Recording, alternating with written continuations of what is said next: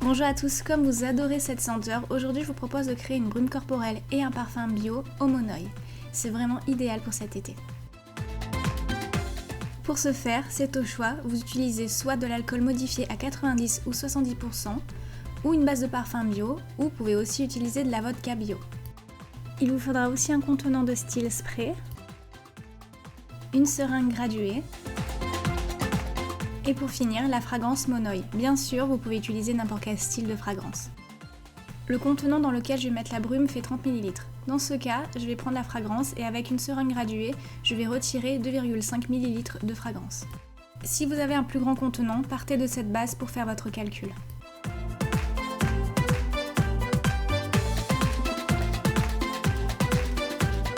Maintenant, je remplis tout simplement le contenant avec la base de parfum. Vous pouvez utiliser de la vodka bio ou de l'alcool à 90 ou 70 degrés.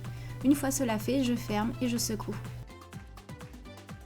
Et voilà, votre brume corporelle est terminée. Comme toutes les brumes, elle ne dure pas très longtemps sur la peau, juste 1 heure. Si vous voulez que l'odeur persiste, on va tout simplement transformer cette brume en parfum. Vous allez voir, vous avez juste quelques petites techniques en plus à faire, mais ce n'est pas vraiment très compliqué.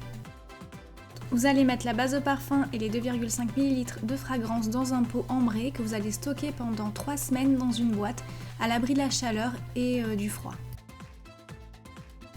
Une fois les 3 semaines passées, retirez la fiole de la boîte et vous allez la stocker toute une nuit dans votre frigo. Les 24 heures passées, retirez-la du frigo et maintenant vous avez besoin d'un petit entonnoir et d'un filtre à café. Placez au-dessus du contenant l'entonnoir et le filtre à café que vous avez découpé en fonction de la taille de l'entonnoir.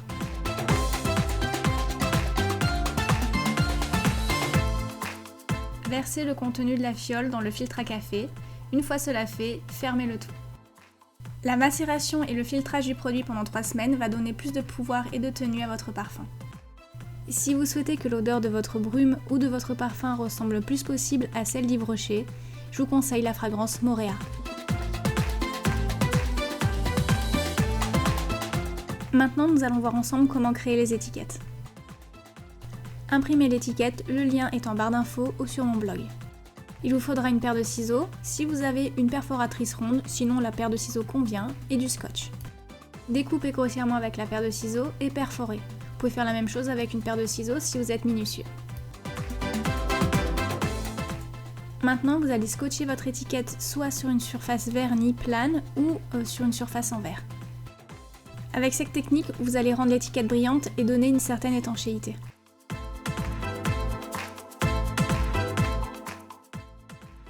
Détachez soigneusement l'étiquette de la surface.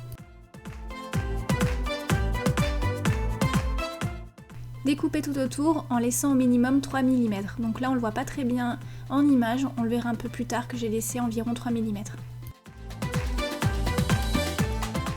Donc là on voit que j'ai laissé un petit peu 3 mm autour de l'image et vous allez coller donc l'étiquette sur votre contenant. Ce qui est bien aussi, c'est de mettre un petit peu de colle derrière l'étiquette et forcer sur les côtés pour pas que ça se décolle.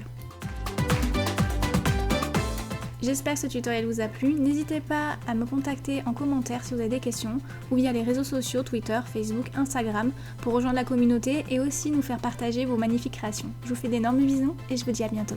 Ciao ciao!